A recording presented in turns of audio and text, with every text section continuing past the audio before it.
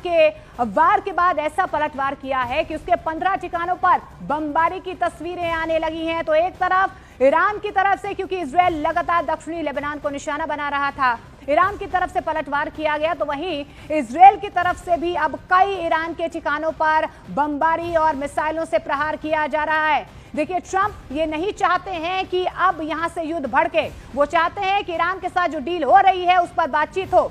Trump की तरफ से इजरायल को मना भी किया गया था कि आप रिटेलिएट ना करें, लेकिन बेंजामिन नेतन्याहू की तरफ से सीधे तौर पर यहां पर ईरान पर प्रहार किया गया, यानी कि दोनों ही तरफ से अंगारे जो है भड़कने शुरू हो गए। एडवाइजरी यहां पर जारी की गई है कि जल्द से जल्द जितने भी भारतीय ईरान में हैं वो ईरान को छोड़ दें। और इससे पहले हमने देखा कि किस तरीके से ईरान की तरफ से लगातार जो है बैलिस्टिक मिसाइलों से, ड्रोन हमलों से इजरायल पर प्रहार किया गया है। ट्रंप के मना करने के बावजूद इजरायल की तरफ से रिटेलिएट किया गया है। ईरान के कई इलाकों में इस वक्त जो है लगातार इजरायल की तरफ से भी प्रहार किया जा रहा है, लेकिन भारतीय दूतावास की तरफ से एडवाइजरी बाकायदा भारतीयों के लिए जारी की गई है। ईरान में मौजूद भारतीय जल्द ईरान छोड़ दे और भारतीयों को ईरान की यात्रा न करने का सुझाव यहाँ पर दिया जा रहा है। तो युद्ध की आग भड़कती हुई नजर आ रही है। दोनों तरफ से तनाव जो है वो चरम पर है। बातचीत का दौर जरूर जारी है। युद्ध विराम को लेकर भी लगातार टॉक्स चल रहे हैं बैक चैनल, लेकिन बावजूद इसके एक बार फिर से युद्ध भड़कता हुआ नजर आ रहा है। और यही वजह है कि कई यूएस के ठिकानों पर भी अटैक करने का दावा जो है वो किया जा रहा है। खुजिस्तान प्रांत के बंदरे महशर में ईरान की कारून पेट्रोकेमिकल कंपनी पर मिसाइल अटैक किया गया, जिसकी तस्वीरें हम आपको टेलीविजन स्क्रीन पर दिखा रहे हैं। और तस्वीरों में पेट्रोकेमिकल कंपनी के ऊपर से धुएं का गुबार सीधा उठता हुआ नजर आ रहा है। ये तस्वीरें हम आपको दिखा रहे हैं कि किस तरीके से यहाँ पर एक तरफ इजरायल की तरफ से लेबनान को निशाना बनाया जा रहा है। यूएस ईरान के बीच सीज फायर को लेकर लगातार बातचीत हो रही है। हिजबुल्लाह के ठिकानों पर सीधे तौर पर प्रहार इजरायल की तरफ से किया जा रहा है और यही वजह रही कि ईरान की तरफ से इजरायल पर स्ट्राइक की गई है। अब लेबनान में हमलों से ईरान भड़क गया और उसके बाद ईरान ने इजरायल पर जो है कार्रवाई की है और इजरायल की तरफ से अब ईरान पर जवाबी कार्रवाई की गई है। ईरान के हमले के बाद इजरायल ने यह भयंकर पलटवार किया है। जानकारी निकल कर आ रही है, ईरान के 15 ठिकानों पर इजरायल की तरफ से हमले किए गए हैं। इजरायल के हमले के बाद खुजिस्तान प्रांत के बंदरे महशर में ईरान की कारून पेट्रोकेमिकल कंपनी पर यह मिसाइल अटैक किया गया है।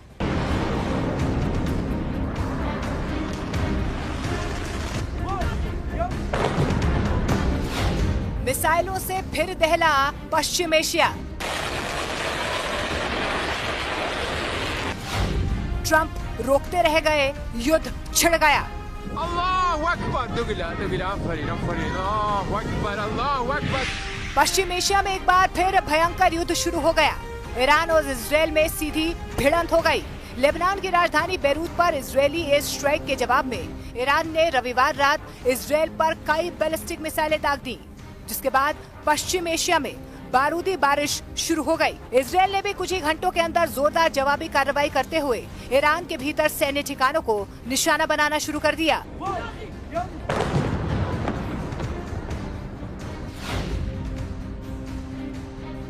ईरान ने मिसाइलें दागकर इजरायल के सेंट्रल इलाकों को निशाना बनाया, जहां पेटाह टिकवा सहित कई इलाकों में सायरन गूंज उठे। इजरायली सेना का ये दावा है कि उसके एयर डिफेंस सिस्टम ने ज्यादातर मिसाइलों को हवा में ही नष्ट कर दिया, लेकिन इस हमले को एक गंभीर उकसावे के तौर पर देखा गया।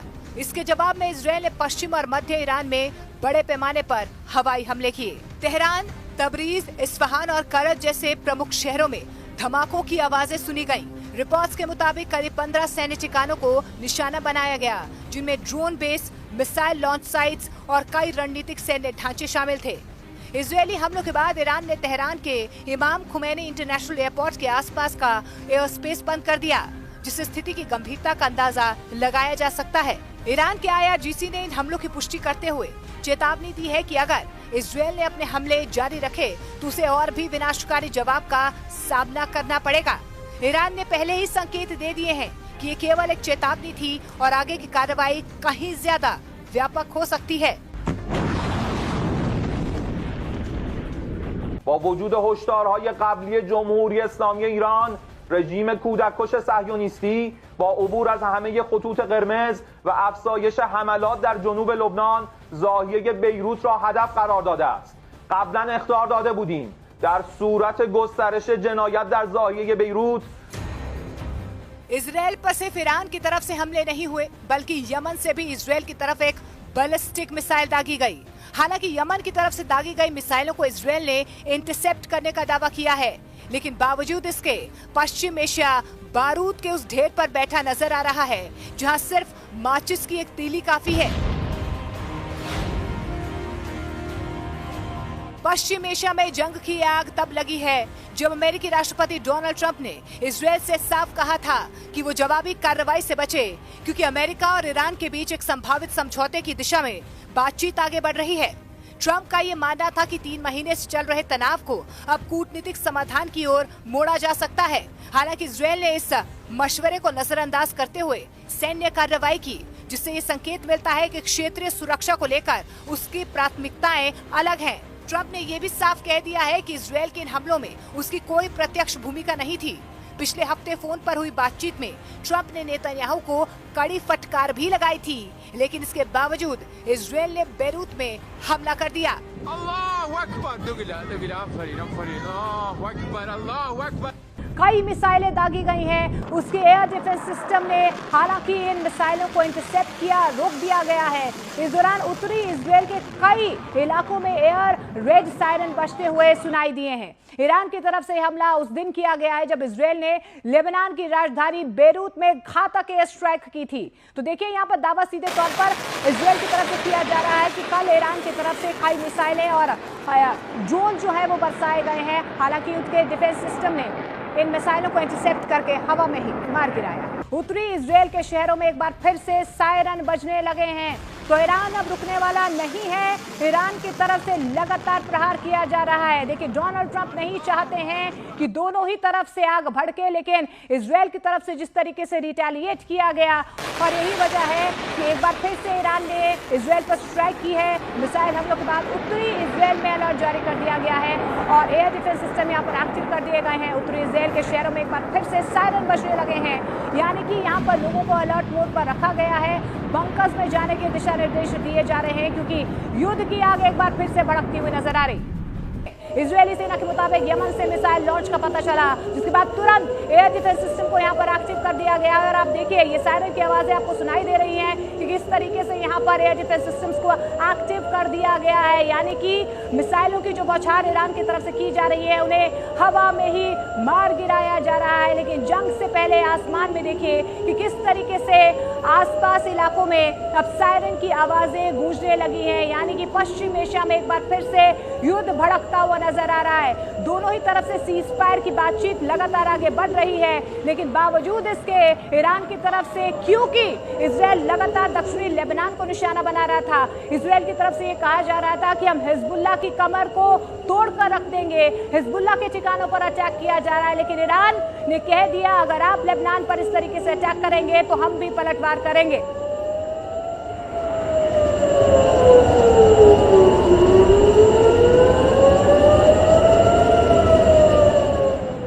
स्पेस को बंद कर दिया गया है। सीरिया ने 12 घंटे के लिए हवाई क्षेत्र बंद कर दिया है। ईरान के अमेरिकी ठिकानों पर अटैक की बहुत बड़ी चेतावनी भी सामने आई है।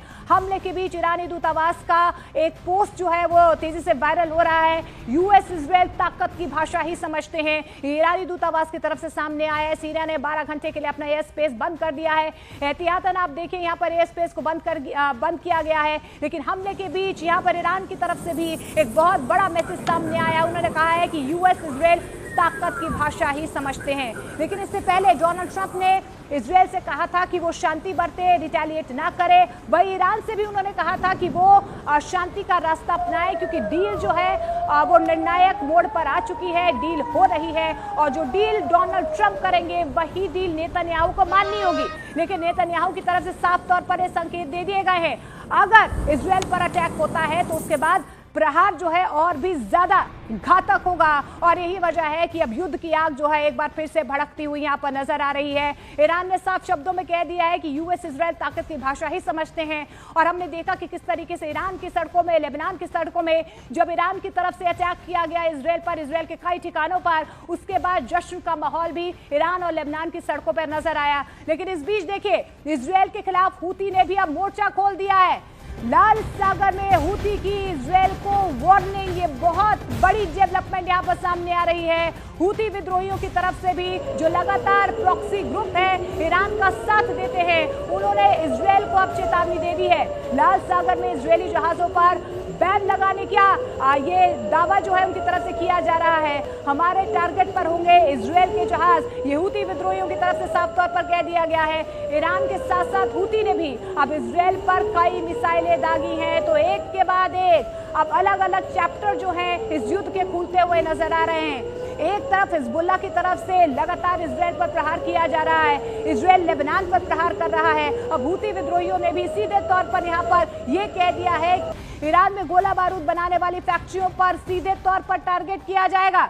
तो देखिए इजराइल जो है अब रिटेलिएट कर रहा है, लगातार प्रहार कर रहा है। इजरायली मीडिया की तरफ से दावा किया जा रहा है कि ईरान में गोला बारूद बनाने वाली फैक्ट्रियों पर सीधे तौर पर हम टारगेट करेंगे।